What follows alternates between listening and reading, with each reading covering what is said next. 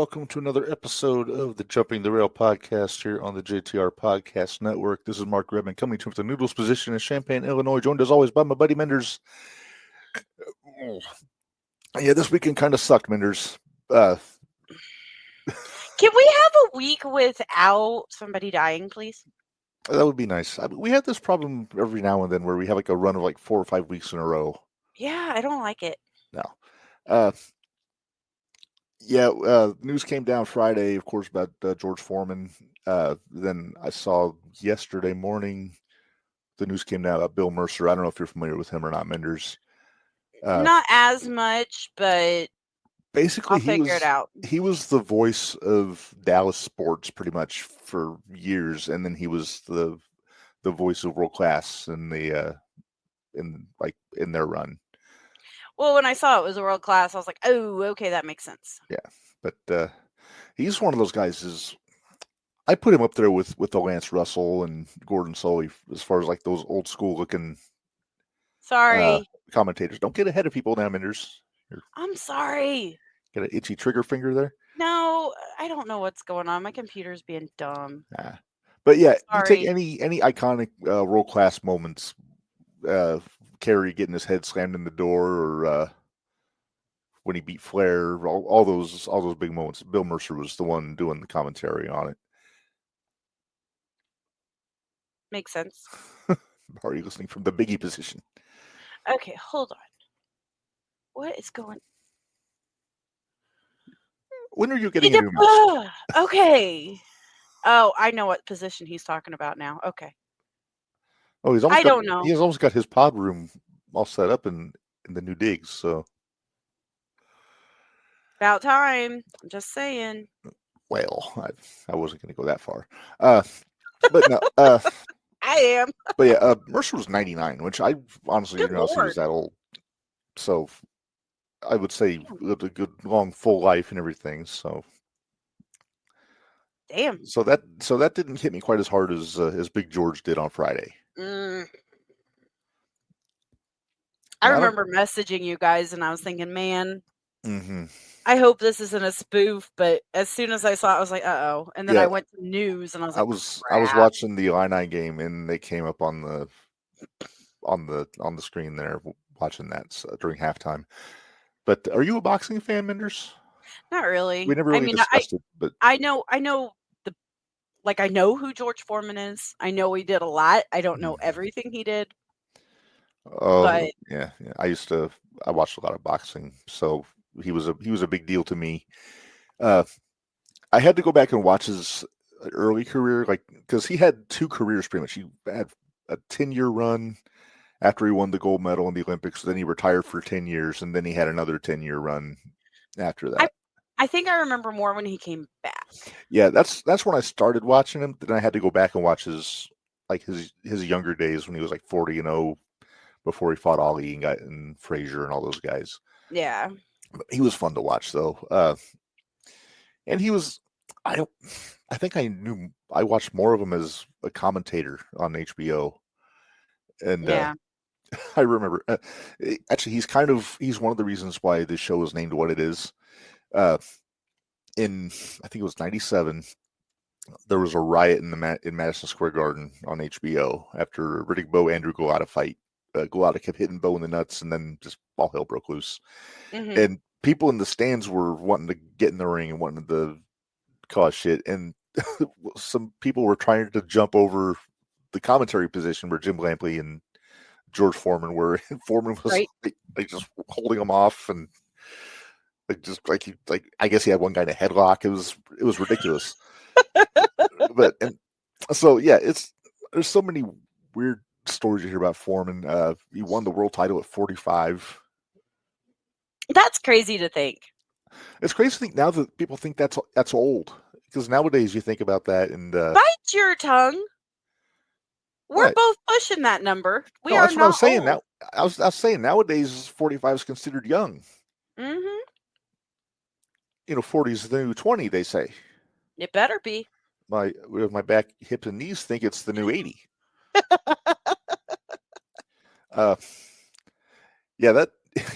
Dwayne said he saw the riot. That was on a weekday. That wasn't even like Saturday night boxing. That was like on a Wednesday. On a Wednesday, okay.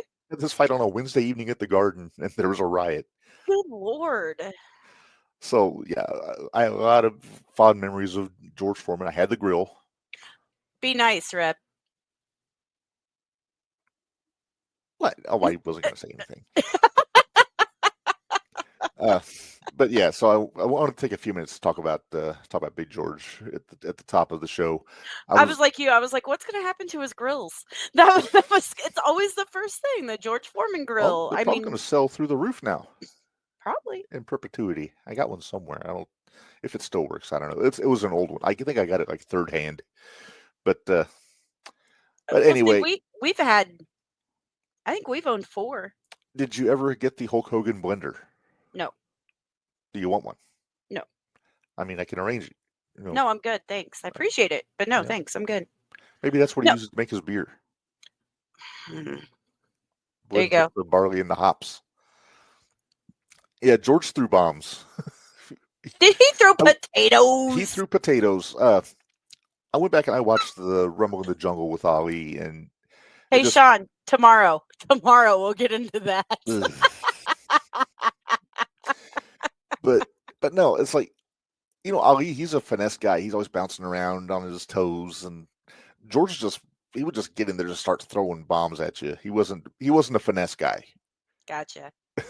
He wasn't afloat like a butterfly, sting like a bee type person. He was knock you down like a ton of bricks with a wrecking ball kind of guy. Gotcha. Like I said, I think I saw a few of his matches, but like I can't think of what it would stand out. Does that make sense? It does make sense, especially if you're talking about his later run. Yeah. Like if you go back and watch his fights with like Joe Frazier and Muhammad Ali and Ron Lyle, especially if you don't watch any other fights of his, go look up George Foreman versus Ron Lyle, because that was a close fight, and Lyle could throw some bombs too. And so potatoes for everybody. Potatoes for everybody. You would have thought he was from Idaho instead of Texas. All right. Well, Minderz, let's move on here, because we have to check your brain. Your brain was kind of puddingy, you were saying at one point. Oh my God. Yeah, you sent me one. You're like, is this one too easy? And I looked at it, I was like, I thought it was too easy. You still didn't figure it out, but I wasn't using that one. Yeah, I know. It was like a 8th grade picture of Kenny.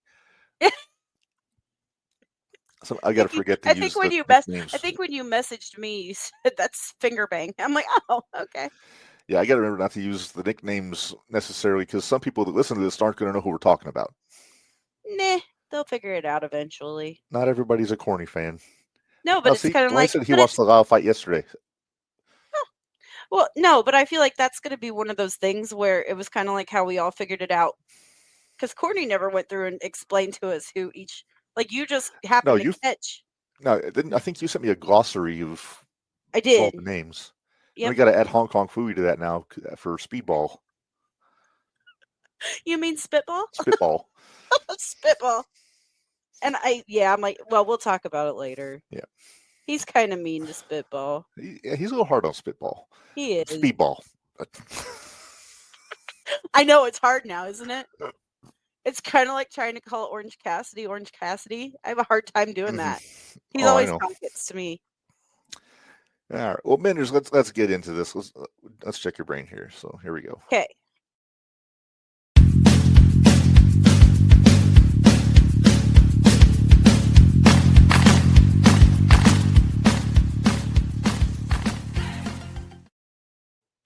All right, it's time for Name That Wrestler.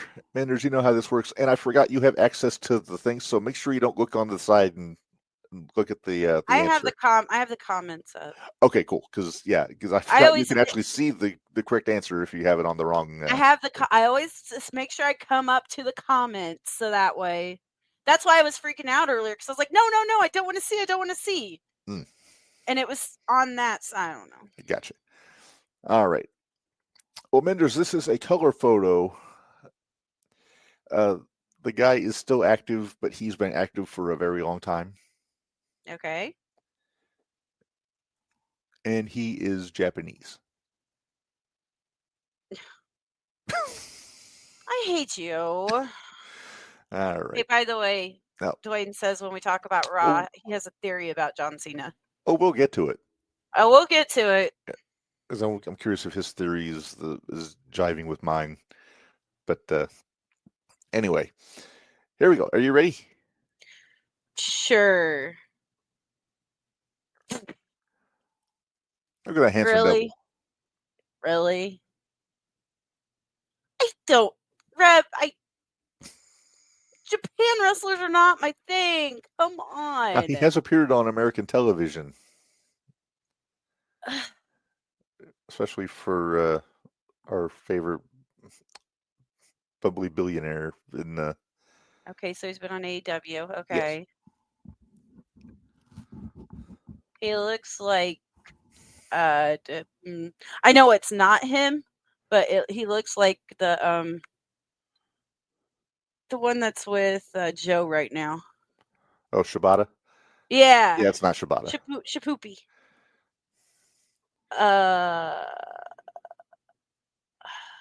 Clue? I don't know if it's going to help, but Clue? He has made Ken Shamrock tap out in a shoot. AJ, that is not Shibata. I've heard somebody talk about this. Hold on. Don't play the thinking music or I will hurt you. Okay, AJ, it is not Sonata either. A little before Sonata's time. Is that a Suzuki? Or Woohoo! Well done, Minderz. I figured it out. How the years have withered this poor old man. Man. But he's probably tougher and meaner now than he was back in, I'm guessing that's in the 90s. Probably. One of my favorites, good old Murder Grandpa. Yep, Barry had it. Yep. I like Murder Grandpa. You should have just said tore up Jericho's chest. I would have known from that one. Well, that's all they do. Okay, if you're gonna go with Japanese wrestlers, that's like they have to have been on AEW in order for me to figure it out. Because I do not know Japanese wrestling like you do, at all. That's fair. All right. Well, Minderz, let's say we get right to our hoots and judies for this week. All right. So we'll start with the hoots. I'm excited about getting to Stooge. So. Well, I'm going to let you go first on the hoots. First and foremost here, Minderz. I got to remember who I picked because I went back and forth between a couple. I sent you the list. I know. I don't have it open right this second. Well, don't yell at me. I went with cahoots. You had cahoots? I had cahoots. They were in cahoots? They were in cahoots. I actually went with Braun and Penta from last night. Or yesterday afternoon. That match was a damn good match till Judgment Day got involved.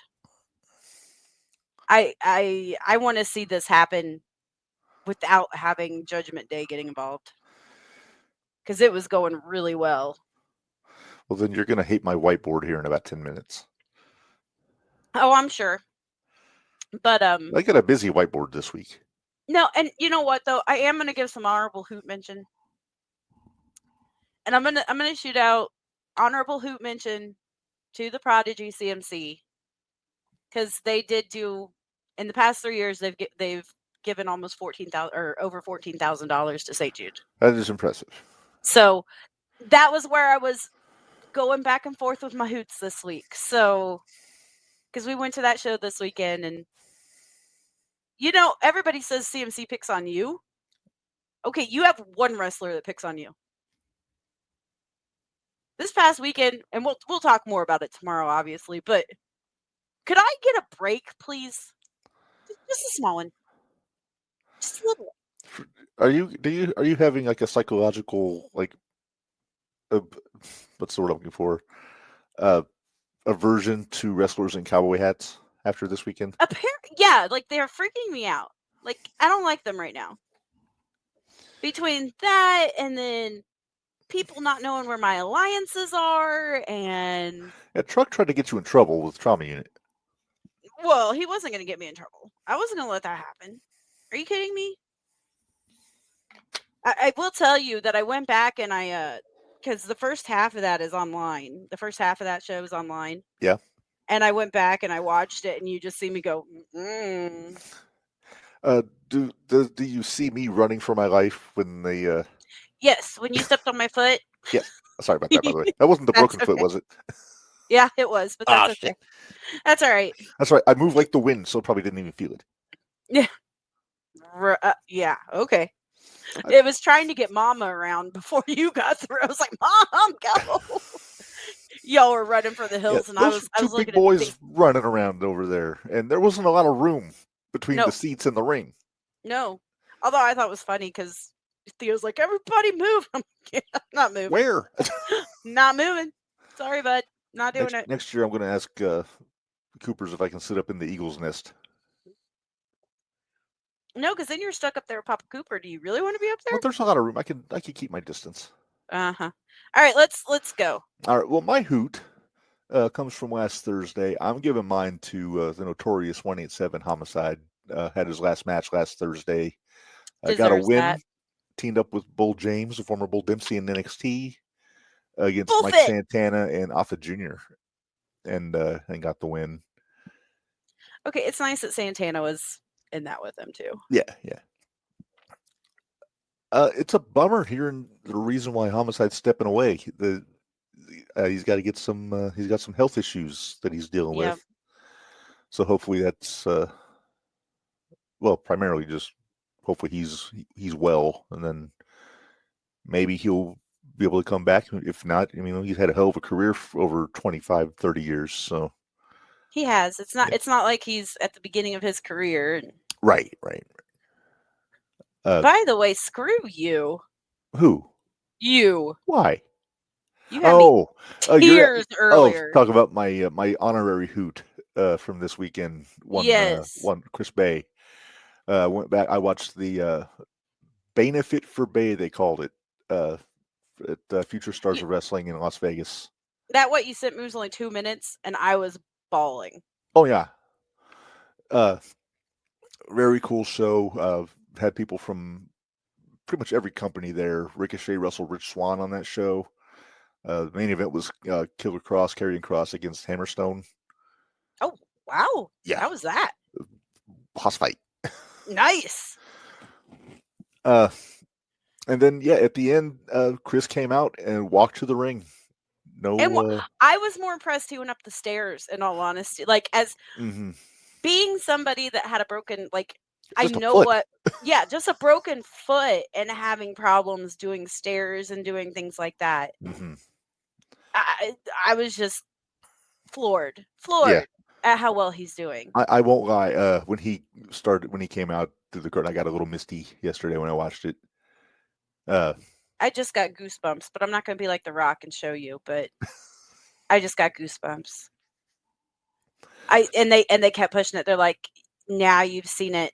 Now you've seen him take his first steps back into the ring. I was like, oh. Sean, that was his girlfriend, Brittany Brooks, I believe her name is. She wrestled on the show also. But no, very good show. John Morrison had a match against, I'm trying to remember who he was in there with. Leo Rush and, damn it, it's gonna kill me. You'll figure it out. I can't remember off the top of my head, but it's on Triller. If you subscribe to Triller Plus, it's right there. So you should go check it out. Are you completely healed? Describe healed. Well, you're not on a wheelchair. I'm not on a wheelchair. I'm not on crutches. I can pretty much do whatever I want, but when the weather changes, yes, it still hurts like a bitch. Been there. All right. Well, Minderz, let's move on to our Judies. Okay. And I'll let you go first again. This girl's she's had a sweet spot in my heart for years. I say that, and it's like I'm trying to say she's like really old, but she's not. She's 20. She's been wrestling since she was 12. She has been. She's had 500 matches. 500 matches. And it is the one, the only Billie Starkz. I absolutely love her. I think she's so great. I love her to death. She's a sweetheart. But she has a mean streak, which I really like. So I've kind of enjoyed her heel work in Ring of Honor. exactly. She's got a mean streak, and I like it. But she worked babyface against Mercedes Moné on Wednesday. She did. Hey, there was a couple times there I thought she might pull it off. Like I thought she might. But we all know how that normally works out whenever it's Moné involved. So I forget, was Billie on the show last year at the Expo? I don't think so. I think she wound up pulling out. I think she was supposed to be there. Yeah, I think she was supposed to be there, but maybe Ring of Honor had something come up and she couldn't be there. Maybe. Yeah. Anyway, but no, I heard good things about the match with Mercedes. I expected her to hold her own in there. So I actually watched it. I sat down and watched part of Dynamite. Actually, I watched all of Dynamite last week. Oof. I sure did. I only saw one clip from Dynamite, and I wish I hadn't. But we'll get into that here in a minute. Yeah, hearing about. Sean says Athena will dethrone Mercedes. That's what I'm hearing. There's rumbles that she might be the one to do it. There are rumbles because Mercedes cut a little bit of a promo there after that match that said, well, if Billie Starkz would have had a better mentor, she might have done better. And I was like, oh, okay, so we're calling out Athena. All right. Sorry, I'll take Athena over Mercedes. Dwayne, yeah, go ahead. You can like Dynamite. I think Collision's a better show, but when I get to watch it, but we don't go out of our way to watch it. I mainly, like I said, I usually don't watch it live. I just go back and watch YouTube, like the highlights that I deem necessary. And also I listen to Busted Open After Dark with Bully Ray after each show. Yeah. But which is probably more entertaining anyway. Well, you get everybody always craps on Bully saying he's a WWE shill, but he's very even-handed with his criticism of all the companies. So we better say this before Sean goes off and Gail Kim got let go by TNA. I'm not surprised. I mean, she's not wrestling anymore. She's not doing anything, so. Plus, I mean, she's saved her money wisely. She's married to a rich chef, so a very rich chef. What's his name? Robert Irvine? Yep. No relation to Jericho? No. All right. Well, I thought it was kind of a slow Judy week, Minderz. It really was. Like, Billie, I went Billie just because I'm familiar with Billie, so. Mm-hmm. Well, we're often, I'm not as critical as you are with my Judy for this week, but I picked her because she had a big win yesterday on Raw. I'm not gonna lie, the Judy I was gonna pick, I was gonna pick her because she beat up on your Judy. Oh, here you go, pick Big Mama. No, I was gonna pick little shit. Oh, Liv. Uh-huh. Yeah, well, I went with Lyra Valkyria, Intercontinental Champ, because she did get a clean win on Raquel Rodriguez, which I was surprised. I thought Raquel was going to win. I didn't think so, and this is going back to my champion challenging for championships. Yes, I thought she was going to because it was going to follow the Shawn and Diesel formula. Yeah, I knew Diesel you said was tag champ and Intercontinental champ at the same time in '94.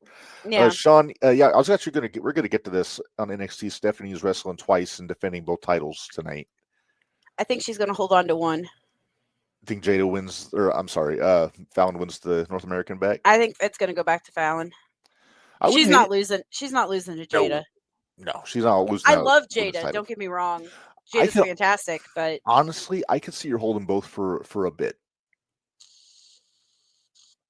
Just till what? Till Jordan decides she wants one? Either it could be Jordan, could be Zarya, could still be Fallon. Fallon. Zarya and Soul are doing their tag team stuff. I wish they weren't. I wish Zarya was still working single.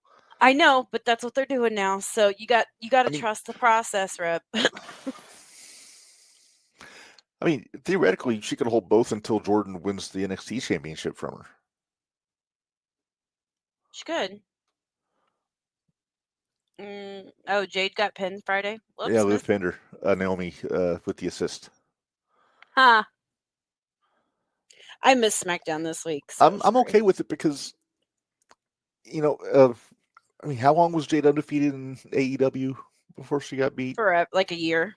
Yeah, in this case, you get that first loss out of the way. Yeah. Sean says Chelsea has no challengers now. Well, she has. Wait, she hasn't defended against Zelina yet, has she? I don't know. I know Michin shit the bed going after it. I mean, I know you're holding out hope for Piper. I'm holding out hope for Piper or Alba Fire now, since Alba's joined her little crew. True. Let's see here. I had it where. Oh, good God. Although I can't say much. I can't say a whole lot because this is what my head looks like right now, but it's on independent wrestling instead of WWE wrestling. I do have possibly Alexa maybe going after Chelsea going into Mania if they decide to go that route. Yeah.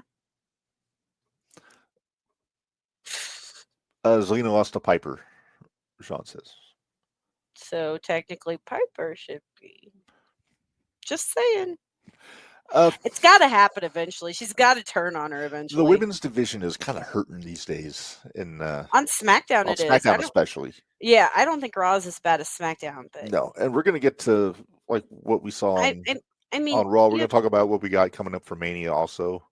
You have Chelsea. You had Charlotte versus B-Fab. It doesn't get much worse than that. No. Well, I'll tell you what might be worse than that is Charlotte and Tiffany. Yeah, we'll get there. Yeah, we're getting there. We still have to talk about a stooge, Minderz. Oh, I bet you got two of them. I have co-stooges. I'm sure you do. There. Max Caster sitting on your head. Like always. That's all right. Tony's not sitting on mine, so I'm good with it. Yeah. I think Larry's happy. He's got Sasha sitting on his. There you go. Curly looks confused. Always. Sean, we'll get there. Hang on, Sean. We'll get there. Yep. Our stooges, Minderz, co-stooges, from a segment that went viral for every wrong reason you can imagine. Yep. And a god-awful street fight. Actually, there's technically 3 stooges. Because you can't forget the Toronto toothbrush. Especially now that it's been sticking out of fucking... Yeah. All right, what picture did you get? I'm curious. That's not even a good... I got a better one, but I needed one with both of them in it. Okay. But hang on, give me like 2 seconds. I got a better one. Okay. Remove that. But yeah, obviously our stooges are Moxley and Copeland after that god-awful drizzling shits of a street fight that they had on Dynamite. That was one of those that it was a legit car wreck that you could not look away from. There you go. I just want to point something out. If you actually go back and watch this match. So Mox gets hit with this Toronto toothbrush twice. Yeah, no blood. No blood. Actually, if you watch really closely when he gets hit in the back with it after he gets hit in the stomach, it looks like it bounces off his back. Mm-hmm. So, where is the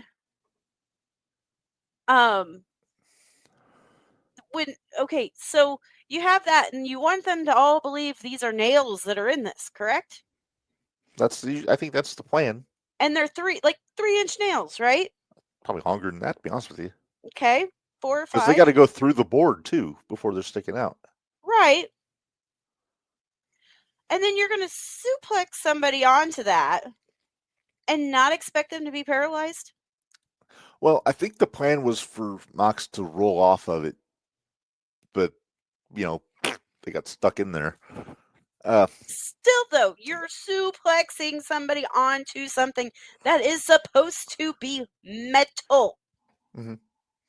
I'm sorry, it's not believable. I'm sorry. I don't want it to be believable. I don't want somebody to end up being paralyzed. Let me just clarify that. No. But then use something different. And also, look at the one bench there. I'm surprised. Yeah, I know you weren't. I knew you weren't going to have the picture where you could see it pulling the skin. Fuck no. No chance. Useless lived up to his name in that he's trying to pull that damn thing out of Moxley's back. How do I do this? Pull. Just pull really hard. Just pull. It'll be fine. I gotta wonder if Mox tried to convince Tony to let him use real nails. Because it would be dope. Be dope, dude. Yeah. But yeah, if he's lucky there wasn't some spinal issues there. I'm sitting there when I real saw nails it, I or was not, like, that thing went into the back. They could have hit. It did. It could have done some serious damage. Some serious damage. And like I said, I don't want to see anybody get hurt. No, of course not. We're not monsters. We're not complete monsters. Notice I say complete. Yeah, we have our moments. Plus, should we just get into the overbooked fuckery that was the finish of that street fight? It was just terrible. What was it? Eight guys interfered? 10. 10. Wait, hang on. Well, it was 10 if you count Mox, and there was 10 total people in that match if you counted Mox. Okay, I was counting who all interfered, which was the 8, because we had there's 8. Wheeler, then. Claudio, Pac, Shafir. Wheeler, Claudio, Pac, Shafir, FTR, Willow, Kip, and Nick Wayne. Yeah. Is that at 8 or is that 9? That's 9. 9. There was another one, wasn't there? Nope, that was it. No, that was it. Christian wasn't involved. Yep. But good lord. Why? I know we say Jeff Jarrett's the king of overbooked fuckery, but it seems like Edge is trying to usurp his throne. You know what? I don't think you need to put this on Edge. I think this is Mox. I really do. I think it's Mox. But and by extension, Tony. Yeah. All right. Why is your camera glitching out? Oh, it's been doing that. I don't know why. I feel like max headroom. All right. Well, Minderz, let's move on. We got to talk a little bit about. You want LFG news? You want to do LFG news? Sure. We can do LFG news. They didn't have a guest this week. No? No guest this week. Sean just came out and said that everybody that hadn't had a match, which makes sense. I started thinking about this. That would make sense. Because if they're all over in Europe, there really wouldn't have been anybody around the PC. That's true. Keep talking. I'm going to drop out of the camera real quick. Okay, sounds good. So we had Shiloh first up. He got a pep talk from Taker because he's kind of been dropping the ball a little bit lately, and he's been wanting to try to get him pumped back up and ready to go. So we had a little pep talk. And then they decided that the ones that hadn't had matches yet were going to wrestle. And they got to wrestle in front of a live audience, which was kind of fun. So these were actually, what they did, though, was they were talking about their debuts. So you had Bubba, Take, Mickey, and Booker all showed like their... I'm sorry. Caught me off guard. Now it's trying to use my phone camera. Oh, fun. I was like, okay. Anyway, Bubba's debut is kind of hilarious. I may need to go back and watch that, honestly. Because it was back when he was still doing all the stuttering gimmick, which is fun. Then you had Mickey that she came out. I think she came out with... Was she in a faction with Michelle McCool at one point? No, they were feuding. Nope. This would have been somebody it would have been like there were 3 girls, and I thought it was like Melina maybe. There was 3 girls that it was Mickey. Yeah, with Mickey. She came out. It was her debut. Well, it was her debut, so it might have just been she was in a Oh, group with 3. when she debuted, she was like buddies with Trish and Ashley. Okay, that could be it then. That could be it. Um. Anyway, she came out in her debut, and the thing I took away from all of them is that, like, Kaker was like, when I walked out to the ring, I looked cool, calm, and confident. He's like, but man, if you could have been inside my head, and it was like all of them kind of had the same thing, their nerves had them like crazy. When Book and Stevie Ray made their debut, Book was like, yeah, we're beating those guys, because there was a couple of no-name, probably local talent is what I'm guessing. Mm-hmm. So, yeah, it wasn't Layla. It wasn't them, Dwayne. Sorry, but so they were showing all their debuts, and they were trying to tell them, and the biggest thing I took away from it too, the other big thing was, it doesn't matter if they hate you or they like you, as long as they're responding to you. And that was one of the things they were trying to really push into their head, is the worst thing you want is silence. Yeah, silence is death in pro wrestling. It really is. It's death in entertainment in general. Yeah. So we had 4 matches this week. We had Bailey Humphrey versus Danny. I did not realize how big Bailey Humphreys actually is. And I don't know if it's just because she's around the guys, like usually standing around the guys all the time. But apparently she's like 6 foot tall. So that's pretty impressive. We had Bailey Humphreys versus Danny. We had Serena versus P Nasty, Panina. We had Drake Moreau versus Chris Island. We had Anthony Luke versus Elijah Holyfield. I wanted to see how Elijah Holyfield was going to do in the ring. Mm-hmm. But Bailey Humphrey and Danny, I'll tell you what, that was a really good match. Bailey has a skull crush as her submission hold. The head vice. Yep, and it was very well done. We got a problem though. Danny's having back issues. Oh. So hopefully that doesn't mess with her too much. Serena and Panina, it was not. Hey, I can't help it. Those are their names. It was not a good match. It was probably the worst one out of the 4. Was it better than Moxley and Edge?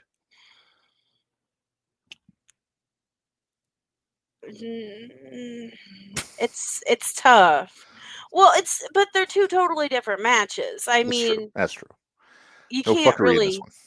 No, there wasn't any fuckery in this one. So, but they need to slow down. Holy crap, Serena! I know you said that about young talent before that we've seen. They need to slow down, take it in, work it a little bit harder. Let things breathe. Yeah, you gotta let it breathe, because if you don't let it breathe, nobody else has a chance to react. So you gotta let it breathe. Yep.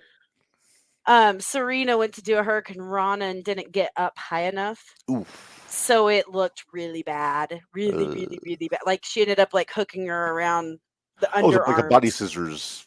Yeah. But it didn't look as good as when like Penta doesn't get up and. No, Panina had to flip herself. There was no Serena helping or anything looking like Serena did anything. Panina did it. Yeah, Drake Moreau and Chris Island, which was really good. Panina's finish now is a Samoan drop, which figures because she's Samoan. Right. So, that makes sense. Drake Moreau and Chris Island. I couldn't figure out who the heel was when this one started, because they're both like baby faces. Like Drake Moreau, they're the Cajun Crew is what they're calling themselves. Like, he calls his little followers the Cajun Crew. Oh, okay. Like the coal miners.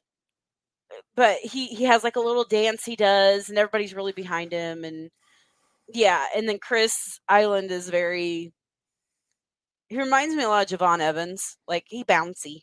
He's a little bouncy. He bouncy. He's not super bouncy to where he's like flying all the time, but he's fast moving. He's quick paced. But it's not necessarily flips. Does that make sense? Yeah, that makes sense. So, Drake Moreau won that one with a choke slam. And they actually called it the last ride, so I wonder if he had a little talk with Taker. And then the last match with Anthony Luke and Elijah Holyfield, which Elijah won with a roll-up, which was, it played very well because Anthony Luke at one point was like making fun of Holyfield and like was punching him, like boxing, punching him, and did like a little foot shuffle. And Holyfield grabbed a hold of him, threw him in the corner, and just beat the shit out of his breadbasket. It was pretty funny. Hey, you don't think Daddy taught him how to box a little bit? Oh, Daddy taught him. You can tell Daddy taught him. His daddy beat George Foreman once upon a time. So, but yeah, Daddy taught him a thing or two. So, out of all those matches, though, my favorite match was the Anthony Luke match and Elijah Holyfield match. And then the Bailey Humphrey and the Danny match. Now, you were telling me before that Anthony Luke seems to be getting a bit of a swelled head. He's getting a little bit of a chip on his shoulder that I'm not sure I'm really crazy about. Because, I mean, this week was more about the ones that hadn't been in the ring yet and who got the points. And even Taker told him, he's like, look, these people we're giving points to, you need to take the people out that you were partners with on this and just tell them how much you appreciate what they did. Because like Danny, she sold like a champ to put over Bailey. Mm-hmm. And Anthony Luke, he was mad because he did not get a point this week. And he was mad because he thought he had put Elijah over. So he thought he deserved the point. Did he have booby job face? He did. And it's even worse because he's got like peach fuzz going across his top lip. It's real bad. Does it look like Brooks Jensen? No, it's worse. It's thinner. It's thinner. Wispy. It's wispy. But anyway. Wispy. So points this week. Bailey Humphries got a point. And Elijah Holyfield got a point. So Taker got 2 points. Taker got 2 points for a clean sweep this week. So now Taker and Book are tied at 4 points. Mickey James at 2. Poor Bubba. And Bubba's still sitting at 0. So I'm not sure. And next week they've announced Gunther will be there. Gunther will be there. And he's already tore up a few of them, telling them how he doesn't care if they're trying. You need to prove to him that you can. Mm-hmm. So it was kind of like a German drill sergeant when he was in the clip I saw, just walking around, just inspecting everyone. Yeah, pretty much. Was our buddy BJ on the show last week? He was not. So there was peace. There was peace for a little bit. I mean, they re-showed his promo that he did, but yeah. Dwayne says Evander Holyfield's son wrestles, had no clue. Yeah, he's in development. He just got there. Like literally has been there a month. I think he just finished college football at Georgia when he started. They went to the PC. Sure did. Sorry about my sniffing. I apologize. Oh, you're fine. Sorry about my glitching. I'm trying not to pay attention. I will try to fix this before tomorrow. Okay. All right. Well, Minderz, let's move on here. Do we have Squared Circle Expo updates, I believe. We do? I think so. I think they announced some new names. They did? AJ says that BJ dude is the reason I want Hardcore Holly as a trainer. Anybody who was a trainer on the first season of Tough Enough, put them with BJ. Like Taz or Al Snow. Holly. He cracked me up though because he's so serious about it. He's hey, remind me, we have a guest for the second. Oh, okay, yeah.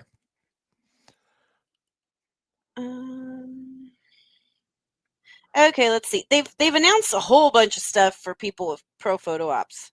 Yes, I've already procured one. I am planning on getting a second on Friday when I get paid. Yeah, I got it. I haven't got mine yet, so we'll see if I actually get mine or not. Well, the one I got, just to tell you, I got the Four Horsemen photo. I had to get that out as soon as it got announced because I figured that was going to fly off. We can't put all 3 of us in that one because they'll only let you do 2 adults. Well, no, but I wanted to make sure we got I got a Horseman one. I think Big Ubangi's going to be on that with me. But all right. Then I am getting the Slick and Akeem photo op. Oh, are you? Because I will bring shame and disappointment on my family if I don't, according to my brother. Oh, I see. Yeah, so. He'll make this face if I don't. Oh, poor Lithgow. All right, so Sumi Sakai? Sumi Sakai. Sakai. I was close. I knew her from she used to come and do Shimmer, like back in the 2000s, and then she was in Ring of Honor for a while, pre-Tony. Pre-Tony. Okay, Yuka Sakazaki? Yuka Sakazaki. She is from Japan. I was kind of excited about Kevin Thorne's going to be there. Yes. I thought he had already been announced. Hadn't he already been announced? I don't think he'd been announced. He's always there, though, because he's from Indianapolis. Okay. Sophia Rose. Okay, I think she's OVW, right? Yes. And she's former Rhodes Wrestling Academy Women's Champion. Ah, there you go. So she's a Dustin girl. Yep. Sin Cara. Hunico.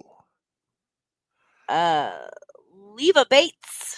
Hey, the librarian. And for those, I was gonna say, if you're NXT, that's Blue Pants. Melina. Very nice. Wait, what's this? AJ, you are correct. Sumi Sakai is a former Women of Honor champion, not to be confused with the current Ring of Honor Women's Championship, which is a different title. And by the way, if you wanted tickets to the Saturday Night Circle City Rumble, you can't. It is officially sold out. That's going to be a fun show. We're getting a new champ, Minderz. Mm-hmm. And it better be Omen. I don't woo know it. I hate you. Do you see this? I see the tail flipping back and forth. She's trying to get up here, but I have literally no room on this desk for her. Oh, she will make room if she has to. Oh, that's what I'm afraid of, because she's going to knock either a Funko, a hat, or my empty ramen noodle cup off of the desk to get her way. And I don't feel like cleaning up a mess today. And that looks like everything that's been announced. Okay. I'm surprised Mike O'Malley's doing a pro photo op. Yeah, well, I don't. He's Paul Walter Hauser. Paul Walter. He's a Golden Globe winner, Minderz. Okay. And he's been working MLW. Now, see, I'm hoping when I get paid again, because I had too much stuff I had to pay for this week. So, I'm still wanting to get Swerve and Prince Nana. Yeah. And I want JR and I can't talk. JR and the King. Yes. Yeah, I'm happy getting pictures at the table for the most part, but. Well, JR and the King, I'm only thinking because it might be a really long line, and at least if you get the pro photo op, it goes really quick. That's true. So, I'm good with it. How do they charge for pics? You order them ahead of time for it's pro in the ticket photos section of the Wrestling Expo website, and then. Yep. All right. Any other Expo news that we know of, Minderz?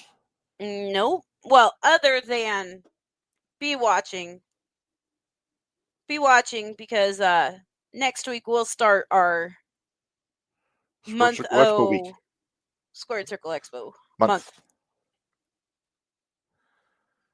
We'll be kicking things off with the only Mr. Thigh Slap himself. Yes, Mrs. Foley's baby boy's favorite wrestler.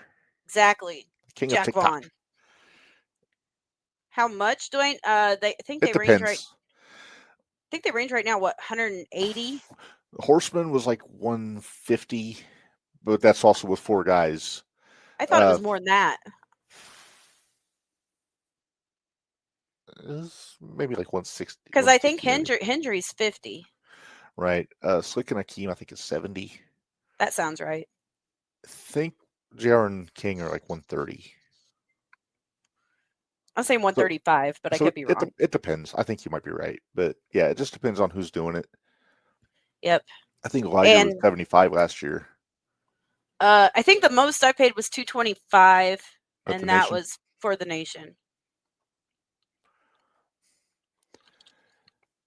It's really not, Dwayne. You can just about guarantee it's at least 40 for each person.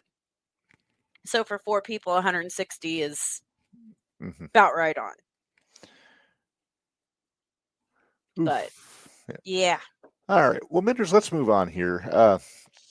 We got to talk about. The first thing I want to talk about the end of SmackDown with Roman, Seth, and Punk last week. It's a good thing I watched Raw last night, so I got to see this. I was enjoying the banter back and forth. We got Serious Seth, which I'm always a fan of. He wasn't out dancing and laughing he didn't wear like an anything idiot. stupid to the ring. He looked normal. It was wearing purple, but that's fine. That's Punk fine. called him Grimace. Quite entertaining. Yeah. I have issue with, and I'm gonna drop out of camera here. You drop out again. Bugging you, huh? Oh wow. Ow. Like being that close. Okay, that's fine. I like the fact that Punk keeps bringing up the fact that they are not able to beat him alone. And I'm liking that a lot. And I think we completely lost Reb. I think he went completely out. Dwayne, I know you're saying Roman. I get it. I understand. I think though there's gonna be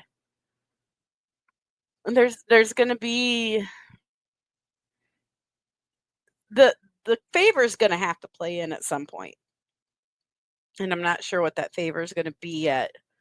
But yeah, with Punk, Seth, and Roman, I'm sure when Reb gets back in here, he'll have his opinions. But I kind of think at this point, I don't know. I mean, Punk brought him in. So, have you been listening to this whole thing? So you know what I've said. Yep. Okay. I mean, Punk did bring in the Shield. Yeah. So, and I like that he sowed the little seeds with Roman and Paul when he said Paul set up Roman on a silver platter for him. Yeah.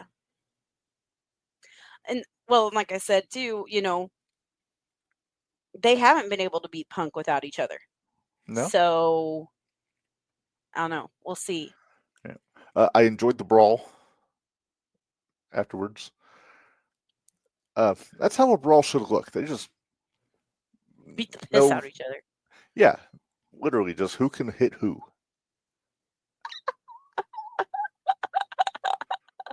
I love Scott sometimes. Hey, I've been nice to the Glitch lately. I haven't called him Hellboy the Bellboy in months. Right? But anyway, back to SmackDown. So they pretty much confirmed we're going to get the 3-way, Seth, Roman, and Punk. Poor Reb is so disappointed.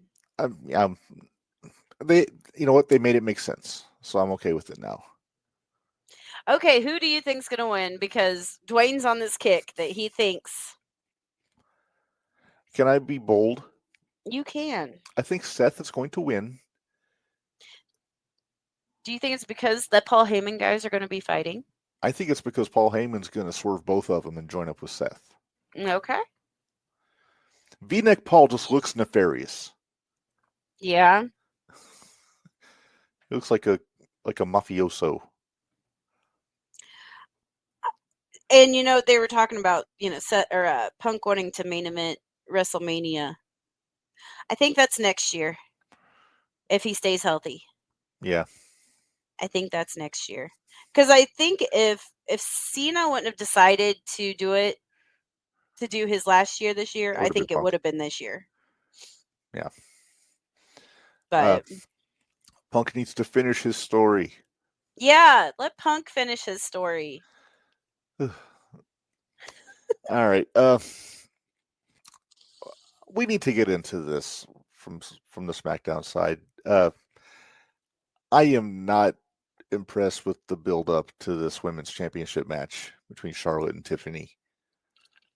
and it's not on Charlotte. I don't think Tiffany's ready. I'm beginning to wonder. Well, as you can see on the format, if you saw it, I put a question on here. Has Tiffany's push been rushed? But what else were you gonna do? Who else? Well, they could have brought Becky back. I mean, but if they've Becky's got a not ready to three-way. come back, They've got a three-way going on the Raw side. They could have taken Bianca and put her in. they could have the put Bianca SmackDown. on the other side, in my opinion. But I mean, it could have been babyface Charlotte against Nia. we've seen that. Oh yeah, we have, when Nia got really unprofessional with her and dropped her on her head. Mhm. But I'm just saying, Tiffany is not showing me that she's ready for a giant main event spot like this at WrestleMania. It ain't gonna be a main event. It's No. gonna be. Oh no, It's gonna be mid card somewhere. Oh, wrong one. I haven't put that on here yet. I'm working on figuring out which matches are going on which nights. Which matches, which nights? Mm-hmm. And I think Dwayne. Yeah, she has to, because otherwise Tiffany's dead in the water. Yeah.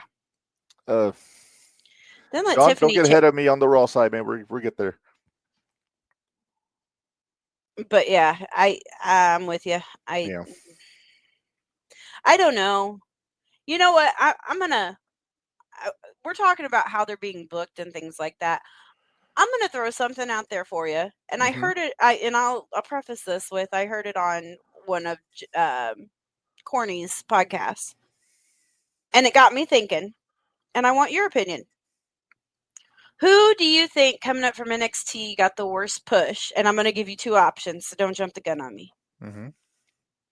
Austin Theory or Carmelo Hayes?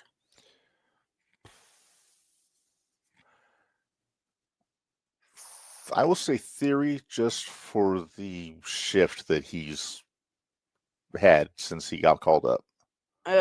Carmelo, they haven't got in the box with yet. No. But when they do, I think he'll be fine. I don't know. There's a couple of them that, yeah, if they don't have something for him, leave them down there. Leave them at NXT. It's frustrating. Yeah. So you're just going to stay frozen? Is that what we're doing? As long as you can hear me. Yeah, we can hear you. But that works.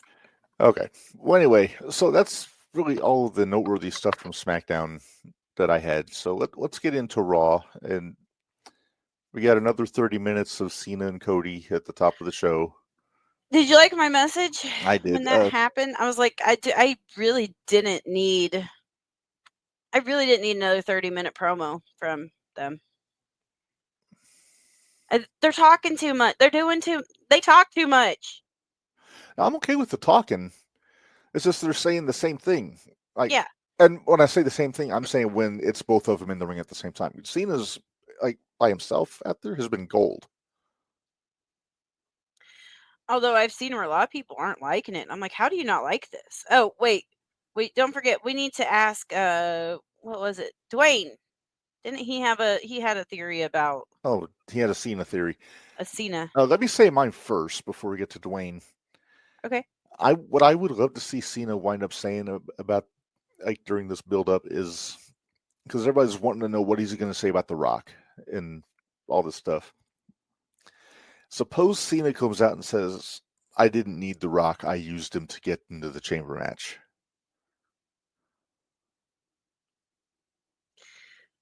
Yeah, I don't know. See, then it becomes a question: who's using who? And as you can see, I've got my whiteboard, and I got in two separate spots. I got the Roman Paul Punk Seth little quadrangle there, but then also got these three here. Is Rock using Cena to get Cody's title? Did Cena use Rock to get to WrestleMania to challenge Cody? It's a tangled web, Minderz, that we're looking at. It really is, which I'm okay with. I mean, it is what it is. Mm-hmm. Is Stephanie or Julia getting called up during the draft? I say no. I say neither. I don't think so. I think they need to stay put. I think they both need. Well, Julia probably won't, just for the simple fact she's hurt. So Right. Does Cena turn back face before he retires? I hope not. I hope not. We want Cena to stay heel all the way through. I want him to win the title at Mania and hold it until the last night of his run. Well, and I think that's a good idea too. And he should bring back the spinner belt. Screw you. That was all. Keep in mind, I hate the spinner belt with the passion of 1,000 suns, but I mean the heat he would get if he brought back. Would you quit dropping yourself out? I'm trying to get this thing to work. I'm still froze. Well, you weren't, and then you dropped yourself out, and now you are. So. Well, I'm working. But yeah, when he started talking about the spinner belt, I was like, oh, I bet Bari and Reb are both groaning at this point because they both hate that belt. I thought it was funny. Are you back? I'm back. You're back. You moved. Yeah, I figured you and Bari were probably both groaning when he started talking about the spinner belt. I didn't groan just because he's using it for evil. Okay. But yeah, I was like, no, they're going off right now. The belt boys are going off. Yeah, I am not a fan of that spinner belt, but if it's used for heat, then you're all right with it. Like when the Miz turned the W over into an M and then locked it in place. Yeah. What a jerk. Let's see. Okay. Here's Dwayne's thoughts. Okay, my thoughts are this. I don't see Cena ending his career as a heel. I think he'll turn face again right before he calls it a career. Can I throw this idea out there? Throw away. And what do I know, right? So could it be Cena wins? Okay. Mm-hmm. He starts dealing with everything, and The Rock starts having him do all of his bidding and blah blah blah blah blah. Could it be like the night he drops the belt, he turns on Rock? And that's our babyface Cena we get going out. Like, could it just be for his last night that he turns? Would that make sense? I would tweak that just a little bit. Last night, which I'm assuming is going to be at the Garden, maybe the Christmas show. I would say, weren't we? We were all guessing the Christmas show. But that's the night that Cody wins the belt back from Cena, so he gets to hold the belt in the Garden like Dusty did. Mm-hmm. And then Rock turns on Cena. Yeah. So Rock stays heel, Cena turns babyface, but Cena's sympathetic. And then he gets to go out with the crowd cheering him and all that. But I just as soon prefer to see him just go out as a heel. Yeah. Die on your sword, man. There you go. I did enjoy him saying how WWE used that poor kid. I was like, that's hilarious. And then you have the other kid that was flipping off Jericho. Yeah. She almost got Judy good. I was like, oh. And Jericho's face was priceless. He's like, really? Don't like you. Okay. But I did enjoy when Cena said that everyone is horrible people. Mm-hmm. We're all horrible. not entirely wrong. Wrestling fans can be pretty horrible when they want to be. We experience that. Yeah. We've seen that before. Mm-hmm. Why does Cody have to get the belt back? Because he's the biggest. Do you not know your wrestling history, Sean? He's got to have the belt in Madison Square Garden. Come on. They've been building since he came back to get that beauty shot holding the world title in the Madison Square Garden like his dad did. Yep. So we think that's happening. It might not happen this year. It might happen later, but it makes the most sense to happen this year. Yeah. Have Cody lose the belt at Mania, chase Cena all year. Yep. Somebody, I think it was Bubba, said he saw somebody posted that they should have a tag match at SummerSlam. Cena and The Rock against Cody and Roman, where Cody pins Cena. Okay. I feel like my I think my microphone was rubbing against my beard because I was hearing it. Dwayne says, y'all notice how the crowd. Okay. I think they just gave up. I think they did too. I really do. I think they just gave up at the That's end. Netflix. I mean, who's going to get in trouble? Yeah, they're not going to get in trouble. But I know usually the censoring is a WWE call, not a Netflix call. Yeah. Well, and most of it too, I've noticed, has been at the beginning of the show. Mm-hmm. And then by the end of the show, they're like, okay, it's late enough. Kids have gone to bed, hopefully. Maybe not necessarily the last couple weeks because it's like 5 o'clock in the afternoon. Well, not these shows, but yeah. Right. Sean also asked, have someone else beat Cena. You can't have somebody else beat Cena. Has to be Cody in the Garden. Has to be Cody in the Garden. Long-term booking. We got this. The only other person I would accept that it would be Orton. Yeah. That would make sense too. But I still think it's got to be Cody's got to get the belt back because we still got to get Orton and Cody, and we still got to get Punk and Cody. And God knows we don't need Cody in the Rumble again.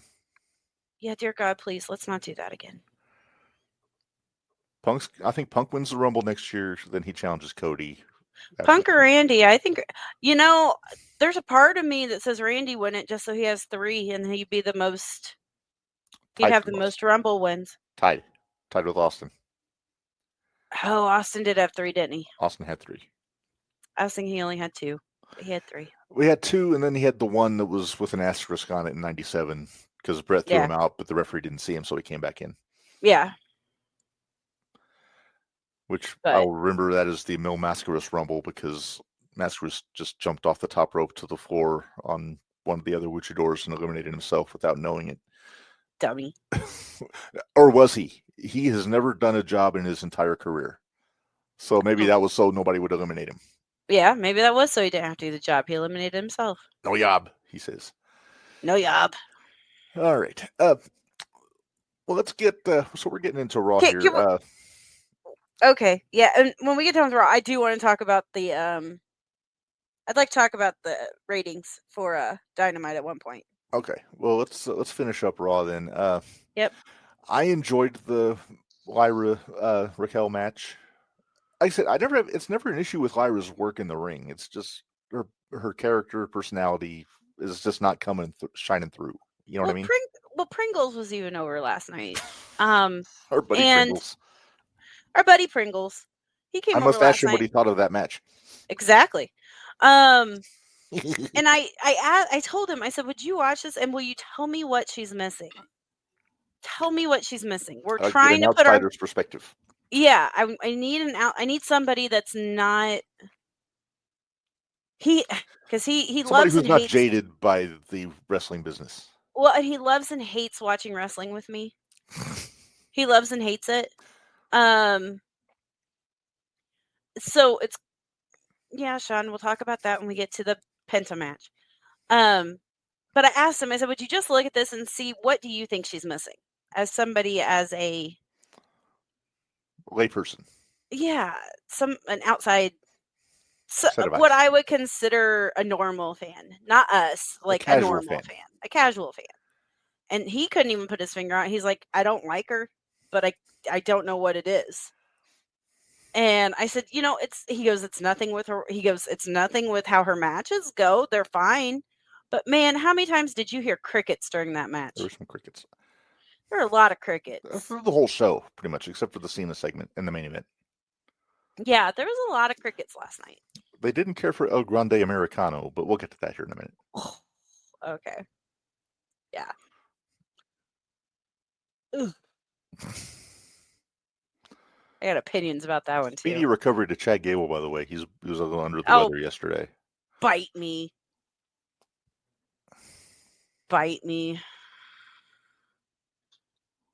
Yeah, no.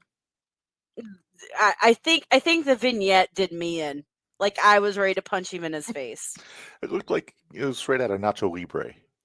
It really did. Well, we're talking about this, so I wanted to punch Chad Gable in his face really hard. Like I wanted to give him a potato. I wanted to give him a potato. I thought it was. What'd you think of El Grande Americano getting introduced from the Gulf of America? Yeah, I caught that. Honestly, I think it's disrespectful. I really do. I think it's disrespectful. I think we're going back to terrible gimmick 80s wrestling. I disagree, and here's why. Okay. Kurt Angle did the exact same thing in 2004 when he was feuding with Eddie. Remember El Gran Luchador? Mm-hmm. That was Angle. And they're doing that with Gable now. It was obvious it was Angle in the Gran Luchador get-up. Well, it's he obvious wrestled more like a luchador than Gable does. Well, allegedly does. We haven't confirmed if that's who it is. Well, and then McAfee is buying into this whole "I'm going to pretend this isn't Gable" shit, and I already don't like McAfee. I'll say good for McAfee. Kayfabe. And he's wearing a kilt. He was looking good. I know. You know what? I'm not going to. I'm not going to say. Alarmed. I think he said he was going commando under that kilt. He did say he went commando under that kilt. Yeah. Yeah. Oh, I mean, you're supposed to technically, but still. We just danced over like 3 matches. Well, we ramble. So let's back up a little bit because I have to give you props. Thank you. Because you called it. They said it was going to be Jay and a mystery partner. Uh-huh. Who did everybody else say it was going to be? I don't remember. Oh, that guy. I wanted Joe Hendry so bad. I wanted it to be Joe Hendry. But I was hoping. I was so hoping. But it was Jimmy. Mm-hmm. I miss the Usos as a tag team. I do too. I hate They're so much better as a unit than they are individually. They really are. But okay, so it's how they're trying to get around this whole Jay being J. Flop J from a couple weeks ago is now by him slipping and falling every time he goes to do something. Is that how they're trying to get around this? Because I'm not liking it. Well, there's a way you can make that make sense, which is the decals on the mat can be slippery. All they had to do was say, "Hey, he slipped on the Riyadh season decal on the canvas."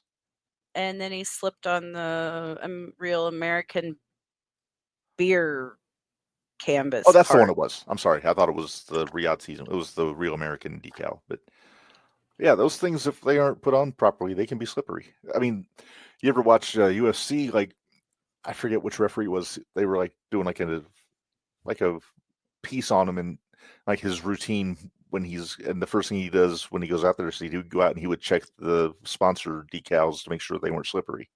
Oh wow, that's kind of cool. I don't expect everybody to catch that little detail, but right. Again, it's stuff that we noticed that. Then of course we did get Doubtful Jay, which I think we need going into. Yeah, we need to get Jay to get his balls back. Yeah. Just like we needed Gunther to get his balls back when he was feuding with Priest.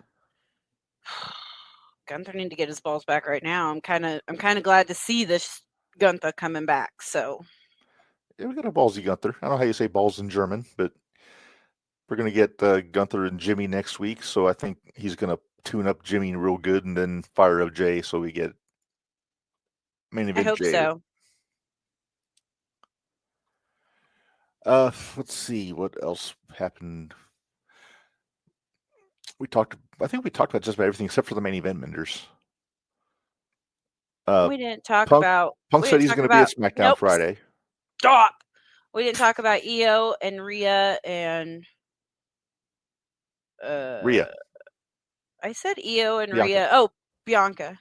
You know what? Is it sad that in this women's segment, my favorite part of it was Adam Pearce? He's giving off vibes of the bedraggled police captain on an 80s cop show. He really is. It's kind of fun. Io, she almost got Judy Hood. She almost did. Just because, man, she's trying to prove to everybody she's okay. Yeah. That she deserves to be the champ. Bless her heart. All right, so Sean's asking us, and we were just talking about Lyra earlier. So who faces Lyra next? If I had to make a guess, actually, I'm glad you asked because I think somebody made a prediction for our women's Intercontinental Champion for WrestleMania. Mm-hmm. I think Okay. I want to see them do the old champion versus champion, all titles on the line tag team match. So you got Okay. you got Raquel and Liv defending the tag titles against Lyra and Bailey, and Lyra defends the Intercontinental title. So if Raquel or Liv pins Lyra, they win the Intercontinental Championship. If Bailey or Lyra win, they get the tag titles. And that is a way to get the Intercontinental belt onto Liv. Yeah. Who I think is who they need to put it on. Yeah, I think so too. I think it needs to get to Liv. Yeah. And who? I didn't care for the physical stuff between the three ladies last night. It seemed a little too Rehearsed. Thank you. Good. That's a good word for it. We're getting our one-on-one rematch with Rhea and Io next week. Mm-hmm. Bianca's the referee. Yeah, I'm not sure how I feel about all that. I think this is just a dancy way to get to our three-way. We were already at our three-way. Why do we need to go the dancy way? I don't know. It would have been just as easy to have Rhea say that she was exercising her rematch clause at Mania. Although I will say, double champ Liv. Sean wants double champ Liv. I don't know if I could handle double champ Liv. 2 belts are heavier than Liv.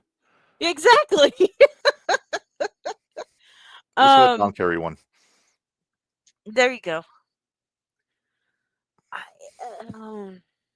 I forgot where I was going with what I was saying. What was I talking about? We're talking about the three-way women's. Yeah, I don't want to see.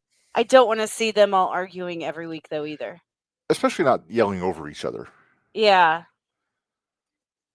Bianca's getting some heat. I don't know if you noticed that. I did. She had started getting heat though back a long time ago, and then everybody kind of gave up on it. And I like heel Bianca, so I'm okay with it. Sean Rhea said she doesn't care about Mania, Realize. but she full of it. She full of the caca. Well, and not only that, but WWE is full of it if they don't think they need Rhea on that card. Yeah, they're not keeping Rhea off Mania. They can't keep Rhea off of Mania. There ain't no way. I'm sorry. That's Rhea's money right now. Not for nothing. They should have just stuck with Rhea and Bianca. I like Io. I'm a big Io fan. But she kind of got shoehorned into this situation. Oh, Jade and Bianca have Twitter beef? Well, that's because Bianca helped Naomi. Come on now. What? Nothing. I guess Jade and Bianca are having Twitter beef. Who isn't? I know. Nobody can be civil on Twitter. I can. Oh. No, I can't. Never mind. Let's talk main event, Minderz. Breaker versus Penta. Let's do. They were my good hoots. Yeah, and really good match. I enjoyed it. I enjoyed it a lot. I need to see more. Breaker is definitely somebody that can go with the luchadors and still make it believable. Because he's faster than the luchadors. Man, he started building up steam that one time, and I thought, oh, shit, here it comes. And then the kick. Yeah, I was like, what? No. It's a good thing Braun has body control, because it'd be easy to just knock himself out running that fast into that foot. Oh, yeah. Jade said that she doesn't trust Bianca either. Good. Don't trust anyone. That was one of Stone Cold Steve Austin's biggest things. Do not trust anyone. I'm just saying. I know. You called this. I mean, I just said it's a possibility. Well, but I don't think it's going to happen because we got Bianca in the other. Yeah, it's not going to happen until after Mania if it happens. Yeah. Or possibly that's how Bianca wins the belt. Maybe Naomi comes out and helps her, and it's revealed to be a ruse. Yeah. Then we get full-blown Bianca heel, which I'm okay with. Do you think... Is it going to hurt Penta if he does not win that Intercontinental Championship? No. He's too over. I think that's why they did the DQ. They didn't want either guy to lose. Yeah, I mean, both of them still look strong. Yeah. And it got me thinking, Minderz, because Do we have another whiteboard? I do. Because I was Okay. thinking about the Intercontinental Championship. I told you this thing expanded this week. I know, you told me. That's even the name of the episode. But Oh, I didn't even notice. but you know how they usually do the Intercontinental title at WrestleMania? Uh-huh. There we go. So here's what I'm thinking. Okay. The six man I put Sheamus. I've got Sheamus as a placeholder until, because it could be Sheamus, It could be. but it could be Pete Dunne. It could be Gable. You know, like Gable's probably going to be doing something with Mysterio and Dragon Lee. But I've got it here where you got Penta and Kaiser, you got Dom and Braun, you got Finn Balor, all in this ladder match. I'm going to throw a name out there. Please do. What if it's Ilya? Ooh, he's back. Oh, he would be back. I like it. Sheamus is out, Ilya is in, but I can't change it on there, so I'll have to redo my report. I mean, I'm just... they said he's been working at the Performance Center, so... I haven't really said where his status is, though. No, they haven't. But he's got to be close. It's been almost a year. It's been over a year. Over a year, yeah, because it wasn't Mania last year. Because it was December of 23. Barry's saying he thinks it'll be Lucha Bros and Braun against Judgment Day. I don't think I don't think they'll put Phoenix at Mania yet because he hasn't even debuted yet. I thought the talk was Phoenix was going to SmackDown. That's what I thought, they were going to try to keep them separate. And that's kind of what I want him to do, because Penta's got a lot of equity right now as a single. He really does. He really does. I still like the idea of the 6-way ladder match for the IC title with Finn and Dom both in it, so we can get some of that dissension to see who's going to win, and that way honestly, they'll kick Finn out. Honestly, I would put that belt on Dominic. Really? Oh yeah. You take it off Braun? I would take it off Braun, put it on Dom. So either Braun chases Dom or Braun moves up. Yeah, but then does he get lost? Not if he wins the World Championship. But then he's beating Cody. No, Gunther. Or Gunther, I'm sorry. There's a story there. He's beaten Gunther before. That's true.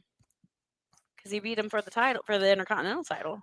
No, Sammy did. No, he retained the NXT title against Gunther on NXT. That's right. Okay, but yeah, right. I'm still thinking maybe Ilya. Oh, Sean makes a point. Dirty Dom for IC champ, him and Liv as IC champs. Perfect. Ugh. I don't know if I could take it. But then which is the mark of a good heel. But that would also push this whole, they would be able to bring somebody in.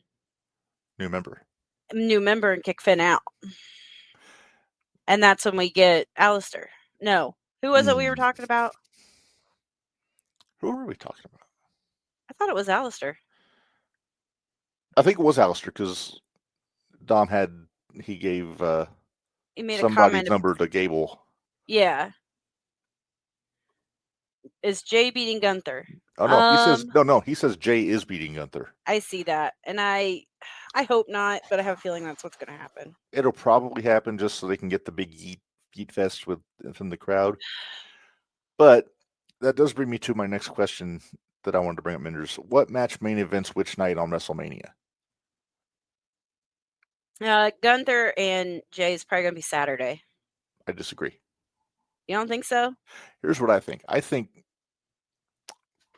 Oh, I don't have it on there. I think Roman, Seth, and Punk main event Saturday. But and we get both women's title matches on Saturday. But in that part of the Royal Rumble, you get a main event WrestleMania. There's precedent where now they're just saying Rumble it's just winner. You get a title shot at WrestleMania. Seth won the 19 Rumble and he opened the show with Brock. Oh, that's right. So I say I say Jay and Gunther open Mania, and then the main event Cena and Cody. On Sunday. Okay. So Punk still gets his main event technically because it's night one. I just don't want Jay on Saturday.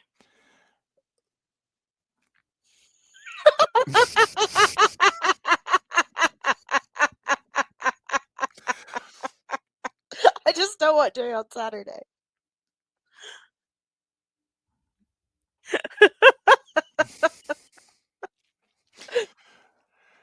Just leave Although it at that.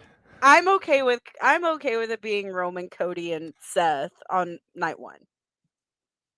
It's got to, because Cody and Cena is going to be night 2. Yeah, absolutely.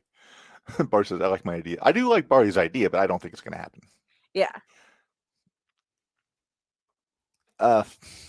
Yeah, like I said, I'm working on another whiteboard with which matches go on which nights, but yeah. Do you realize we have like 2 weeks and we have to do JTR Mania 4. Yeah, that's coming up. And I'm gonna have homework for you too for that. So why you gotta have homework for me? I gotta make it special, and I think it's gonna be a Patreon exclusive this year. Nice. Okay. Works for me. Yep. Will Chelsea have a Mania match? I don't know if Chelsea will or not. Probably not. I'm sure what we defended on the Friday, like before on SmackDown. Because honestly, I think the only belts are probably now. We are missing one match still, and they got to have the tag teams. At least one of the groups of tag teams. Well, New Day called their shot. They said they want War Raiders of Mania. Yeah, I know. And I groaned. I know. There's a spot on there for a tag title match because we got 1, 2, 3, 4, 5, 6, 1, 2, 3, 4, 10 matches 5, on here. 6, They haven't ever said 9, anything 10. about Fatu and Solo, but we still got a month to make that happen if it happens. I could almost see them doing Fatu against LA Knight. Well, and I don't know if Jade and Naomi is going to happen. It seems like they're building to it. Naomi cost Jade her match with Liv. We'll see. Sean says, "Does Jade beat Naomi at Mania?" I say yes. She kind of has to. I say yeah. I think if she doesn't, she's going to be a punk. Unless there's some Bianca fuckery. Women's title match on Saturday. Jade Naomi on Sunday. Bianca loses Saturday. She's pissed off. Comes out, helps Naomi. Full heel turn. No harm done. True. Especially if she gets pinned on Saturday. I agree. My brain is spinning with ideas, Minderz. What? You look sickened. I'll share in the group. Okay. So NXT, we know about the 2 matches for Stephanie defending the 2 titles. Do we know anything else that's happening on NXT tonight? No, but give me a minute and I can find out. Please do. I mean, we're halfway through it, or halfway into the first hour of it. So, oh, look, somebody cut a promo. Yeah, look, somebody cut a promo. Oh, we'll go watch that after the show. NXT card tonight. Okay, preview. This is what I want to do. Sorry, I've never seen Crooklyn before. Huh? Oh, nothing. I was checking the messages on Facebook and Lexis King versus Javon Evans for the NXT Heritage Cup. Interesting. Stephanie Bucker versus Helen Finley. Helen Finley. Yeah, Helen Finley. And then Stephanie versus Jada Parker. Okay, there's got to be a match, by the way. It should be. It really should be. And I hope they open. Sean Phillison, did they open the match with Stephanie and Fallon? Looks like Stephanie beat Jada at the open of NXT. Jordan got involved. Oh. And yes, I am. I need heel Bianca. I miss heel Bianca. I'm surprised they kicked it off with the big belt. Okay. What else is on the card? Because you said Javion Evans and Lexis King. That's all they've announced, or that's all that I see here. Oh. Hold on. Let me see if I can find anything else. That's only 3 matches. Yeah, I know. Let's see. Something with Ricky Saints and the Sean Spears group. I saw they were building to that last week. Do I need the thinking music? No, I'm trying to read and. Let's see if I have some reading music. No reading music. Stop it. Don't make me hurt you. Okay, no, that's all they have. That's even all they have on WWE. Let me. How come? Yeah, I hate you. I hate that music so much. And you know I hate it, which... Fatal Influence attacked Stephanie after her match. Okay. Probably trying to soften her up for Fallon. Yep. I'm going to make that song your ringtone one of these days when you leave your phone unattended. Yeah, like I'm ever going to leave my phone unattended around you. But yeah, like I said, I don't see Stephanie. Stephanie could very well drop the North American Championship. Very, very possible. I just kind of see them keeping on for at least a bit, not maybe through Stand and Deliver, but I won't complain if they put it back on Fallon because I'm a big Fallon fan. Yeah, I like Fallon, so I'm okay with that. So. And that's saying something, Minderz, because she wears a cowboy hat. I know, and I don't like cowboy hats. Technically, it's a cowgirl hat. Yeah, true. And she is prettier than Joey O'Reilly. Very much so. Very much so. Yeah, seriously though, what is it with those boys in cowboy hats flipping their wet hair at me? I don't like it. I still need to get Mama Cooper to send me the video of that. Oh, I don't think she got a video. I think she got just a picture. I asked if she got it on video, and she said yeah. Oh, okay. Assuming she heard me correctly. Yeah, you might check with her. Sean says, I think someone helped Stephanie in that match. What match? I'm assuming the North American title match was Fallon. Now, did Jordan, Sean, I'm asking you this in the chat, did Jordan actually influence the finish for Stephanie, or was she just there? Yeah. Because if that's the case, maybe she comes out again and helps out with Fatal Influence. But we'll see. Yes. Minderz, let's say we pay some bills real quick, and then let's do that. Get to our segment for this week. Sounds good. All right.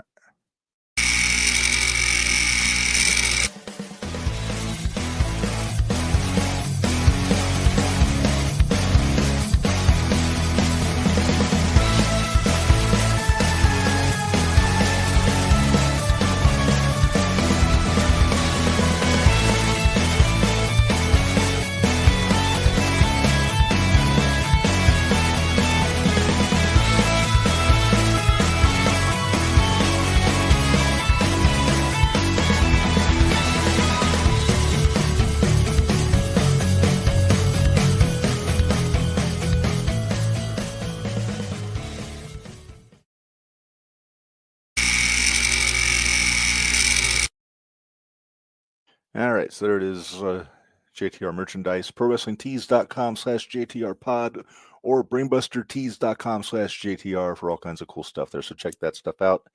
Help us keep the mics on. We'd appreciate it. Don't forget. She distracted Jada. There you go.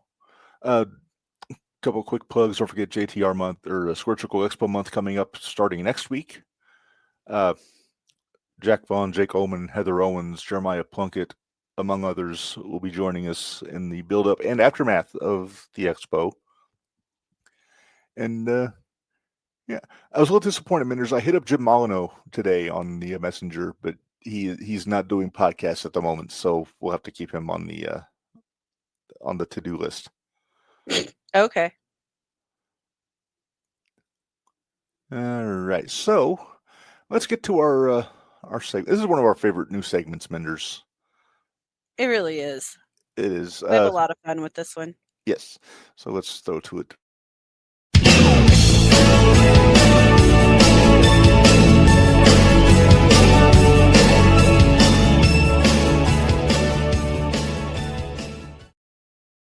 All right. It is time for Who's Whoopin Who.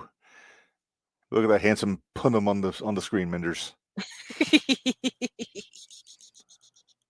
That's his George Washington Carver Blackula face, I call it. So, I picked a matchup this month, Minderz. I thought you would get a kick out of, and you already picked a winner, because that's what you do. But we haven't done a tag team match yet. We haven't. In these segments. We've done all singles. Also, not for nothing, all dudes. So one of these we got to do a women's match. But anyway, we took two of our favorite tag teams and just thought, what would happen if they got together? And our matchup this month is the British Bulldogs against FTR. And it took me about 2.5 seconds. As much as you love FTR, as I love FTR, you're a Bulldogs gal, but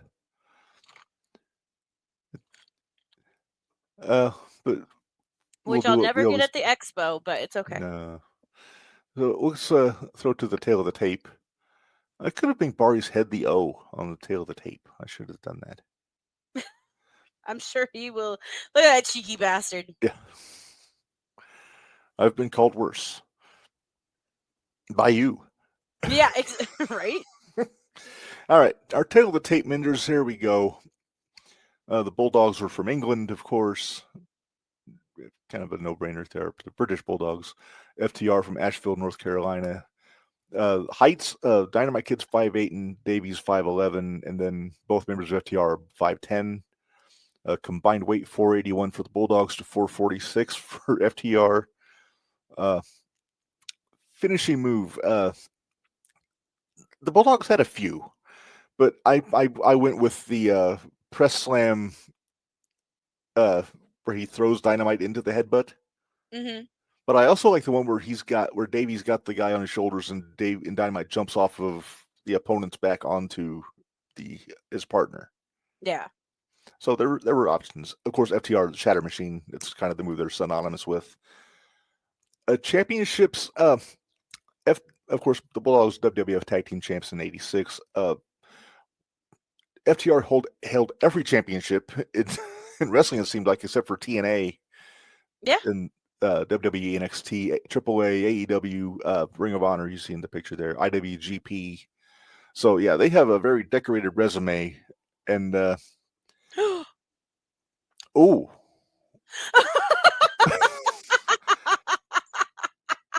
Did we both see that at the same time? I think we did. I like the idea of this being 2 out of 3 falls. I do too. Let's do this. I like that idea. Yeah. All right, go ahead. I'm sorry. I didn't mean to interrupt you. Oh, no, you're fine. That made me excited. So I think this would be just a classic tag match. Not a lot of shit going on the floor or anything like that. It's pretty much like a straight up, just classic 2-on-2. Chain wrestling, you got Davey with the power moves. Bulldog or Dynamite just knocking the shit out of both of them. Dynamite hurting his head more and more and more and more. I could see Dynamite and Dax just trading. Oh, yeah. Oh, yeah. Dynamite trying to knock his mustache off. Uh-huh. You know what would be really funny is if Dynamite shaved half of it off before the show. Or before the... Dax him with a sock full of padlocks. Or whatever it was that Jacques Rougeau did to him. There you go.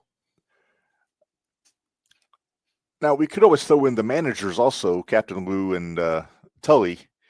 But I think I want to keep this just straight up. Nah, let's keep this straight up.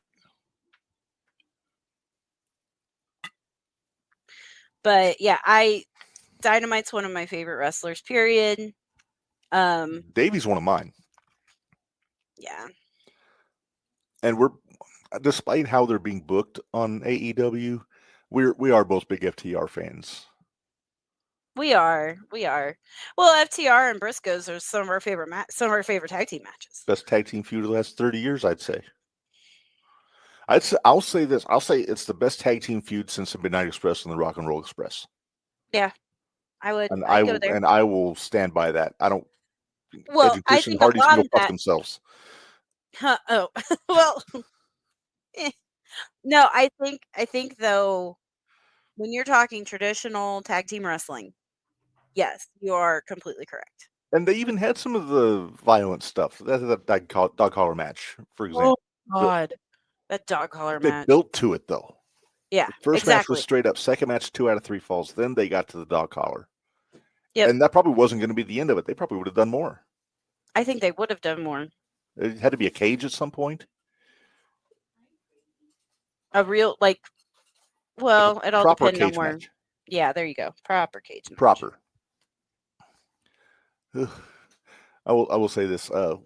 Watching that street fight made me miss Jay Briscoe because they could have done so much better stuff with Jay Briscoe. Dude, watching any type of street match anymore makes me miss Jay. Because I still think the chicken coop match was my favorite. Him and Mark. Fight on the farm? Yeah. Yeah. It had Papa Briscoe in it too. I know. Yeah. Oh, what they're missing out on. How did we go from talking about the Bulldogs and FTR to talking about the Jay Briscoe? Because we talked about the Briscoe and FTR. There you go. Okay, so it wasn't that big of a jump, Rev. Oh, that's true. So let's go with the 2 out of 3 falls assumption here. I think they would probably go with the 1-1-1 thing. It wouldn't go too straight. No, I don't think it would go too straight. And the key with that is that both teams have multiple finishers, so it wouldn't have to be like 2 shatter machines or anything like that. So I would think maybe the first fall would be the Bulldogs hitting, like, maybe say the headbutt off the shoulders. Okay, but here's my other question. Do we go FTR heel in this and Bulldogs babies?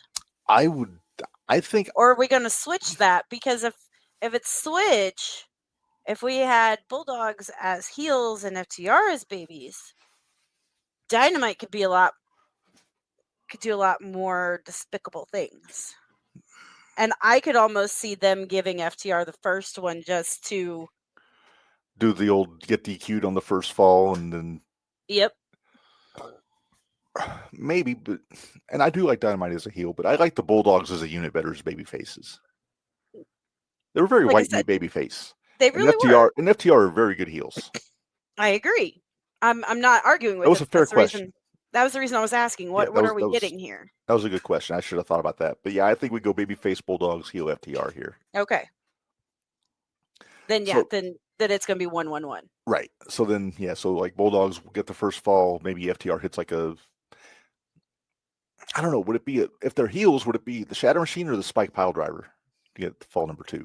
You got to stick with the Shatter Machine, I think. Maybe hit one of them with the Pile Driver, one with the Shatter Machine. There you go.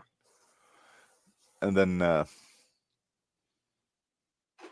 I would. A part of me would almost think the third fall would be a flash pin, like maybe Dynamite rolls up somebody. I could see that. Maybe or maybe Davey Boy gets the crucifix under the pin. Mm-hmm. Well, and we didn't talk about this with AEW when we were talking about Stooge of the Week, but I'm smelling a breakup between FTR, and I'm not liking it at all. I don't think they're going to break up FTR. I think they're going to split off from Edge. Good. Which they need. Because I've heard Dax say that they will never split up. Okay. So I'm assuming you've heard Dax say that, but it's not Dax that walked out, though. Yeah, it was. No, it wasn't. No, it was Dax. Baldwin. No, it wasn't. Are you sure? Positive. I am almost certain it was Dax. Nope. Somebody that watched Dynamite last week. Which one Dwayne, of us is you said right? you watched it. You said you watched Dynamite last week. I did, but you're arguing with me. I'm not arguing. What does that make? Hang on. I'm going to look here. But keep talking about this match here, Minderz. I'm pretty sure it wasn't Dax. I'm almost positive it wasn't Dax. What was the date last week? 19th. 19th. But yeah, like I said, I love British Bulldogs. But we have to have Matilda in the corner. Again, that's why they're baby faces. Yeah, if we got baby faces, we gotta have Matilda. Gotta have Matilda. She's a good pupper. She's a very good pupper. You know, my friend Michelle, she used to have an English Bulldog. Oh, yeah? His name was Captain. Captain would have made a very good boyfriend for Matilda. Now, I was wondering, you remember Winston, Davey Boy's dog from when he came back? Was that Matilda's offspring? Yes, I think so. I think it was. I'm pretty sure it was. Which Did you find it yet? Matilda, I'm still looking, but Next week, maybe Matilda was Davy Boy's dog. She was. Was she? Yeah. I would imagine you would have Wikipedia'd Matilda. I can. Well, I was going to try to hurry up and figure out what your Okay, I'm going to Matilda now. Matilda dog. There we go. Whoops. Oh, that's why they called her Matilda. Because of Waltzing Matilda? Nope. Oh. The name Matilda meaning mighty in battle. Oh. I'll be darned. That's kind of neat. Yeah. I know there was a picture somewhere of like the aftermath of this match, and I'm not finding it. Matilda became a central figure in the Bulldogs storyline, particularly their feud with the Islanders. Yes, when the Islanders stole her. The dog napping. The Islanders and Heenan famously dog napped Matilda, leading to a 6-man tag team match at WrestleMania 4? Yep. Where the Bulldogs, along with Coco Beware and his parrot Frankie, face the Islanders and Heenan. Yeah, I remember being really sad about that because I was scared that the Islanders were going to eat her. Well, did you send a card? I did not. Even when the Bulldogs eventually got Matilda back, they bemoaned the fact that she wasn't the dog she used to be and urged the fans to write in and wish her well. Matilda remained with the Bulldogs until their departure in the late 1980s, leaving them with memorable, albeit slightly embarrassing, story to tell. WWE has acknowledged Matilda's importance in their history with videos, articles, and commemorating her and the British Bulldogs. But look at that. Hey, can you flip? Doll. No, you gotta put up for everybody to see. Look at that face. How could you not? She probably had sleep apnea, but oh, I'm sure. Well, I felt bad for all the animals with WWE, even the snake. Could you imagine having? Stayed away. Yeah, I could stay the hell away from me, but could you imagine with all the traveling and everything else? AEW iced the cake. I don't know what that means by having Dax Harwood walk out on Cope after the loss. Dax didn't walk out first, though.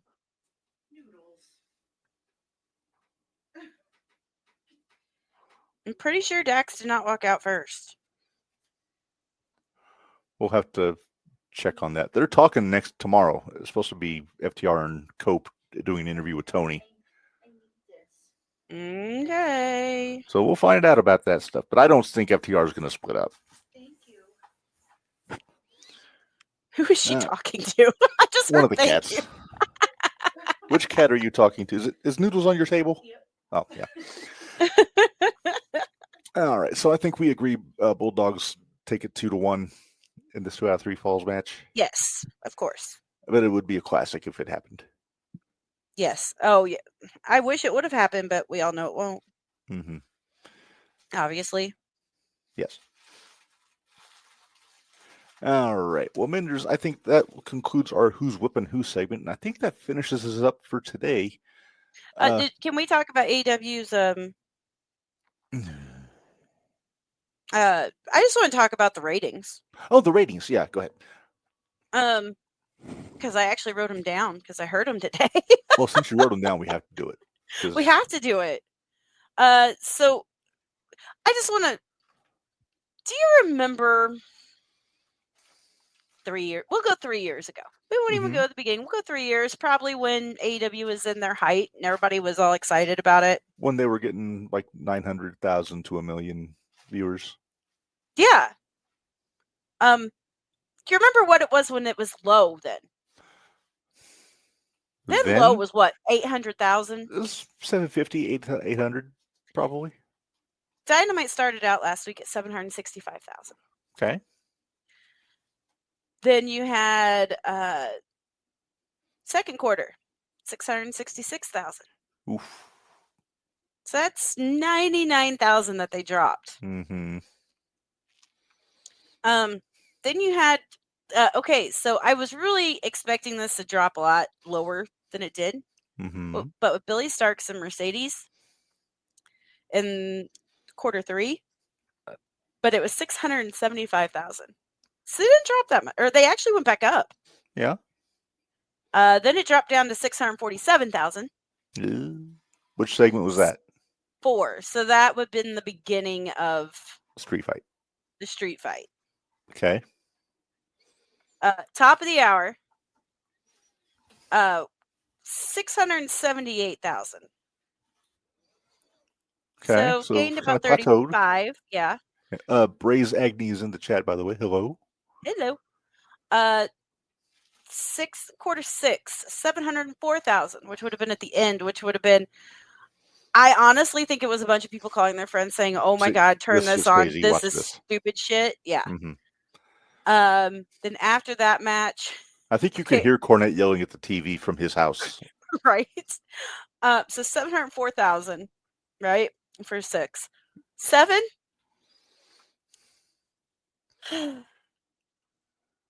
$597,000.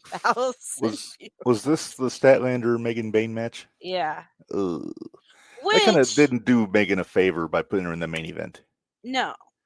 But Tony Storm's on commentary though, right? That's over 100,000. Yeah, it's not good. And then can we blame Penelope Ford for that? I'm blaming Mox. Honestly, everybody had seen the stupid shit. We're like, get us the hell out of here. We don't want to see anymore. So that, do you think, for most of the audience that went away, is what I thought when they tombstone Tony? Yeah, I do. But Mox and Cope are going to get all. They're going to get all the glory for it. All the flowers. All the flowers. Rays, we are doing well. It was an interesting week to talk about stuff on this. I guess you were right. I'm sorry. I admitted it. Are you fine? Except I'm going to go back and watch because I could have swore it was Cash that left. Oh, I hate you for.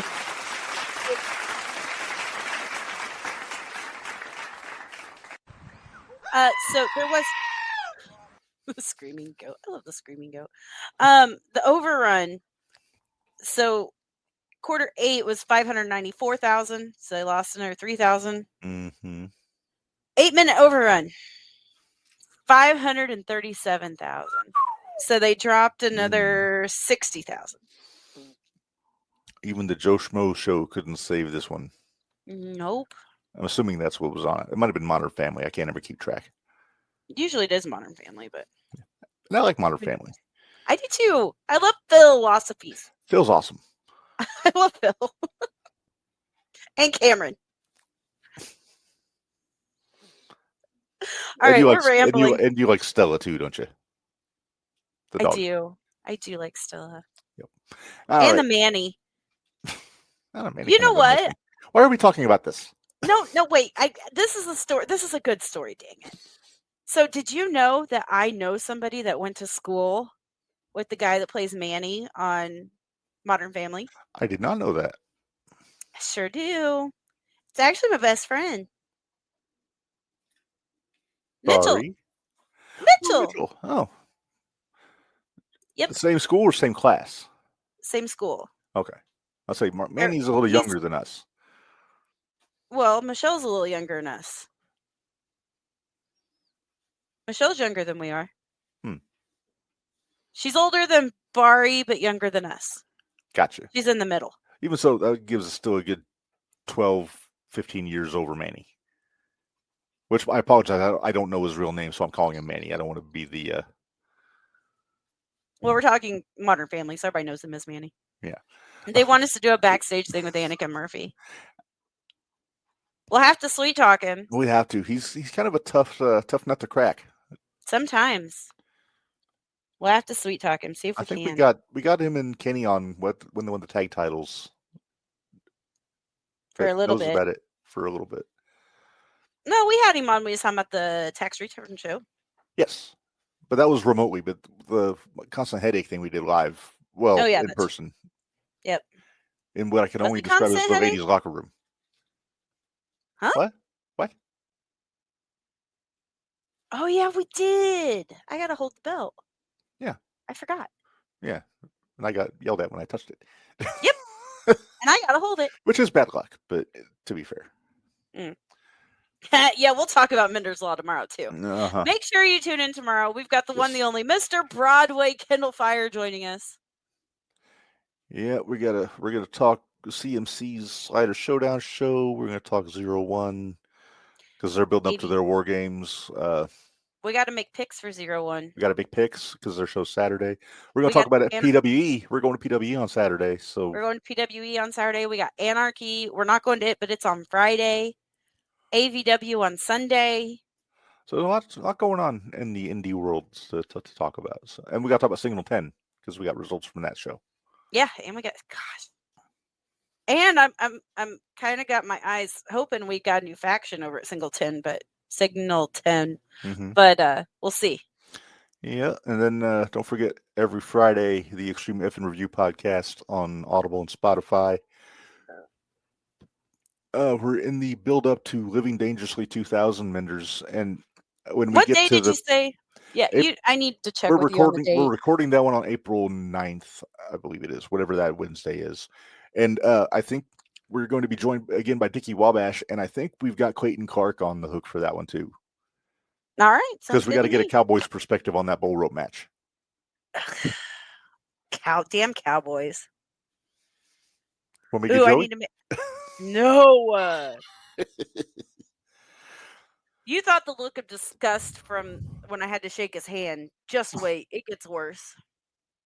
All right, let's get out of here. We're rambling, and I'm hungry, Minderz. So let's get out of here. Thanks everybody for joining us today. Don't forget you can catch this anytime on YouTube. It'll drop on Thursday at 6:05 a.m. on all your podcast platforms. And until next week for Minderz, this is Red. Remind y'all, if it's hard, work stiff. We'll see you guys next time. Thanks, guys.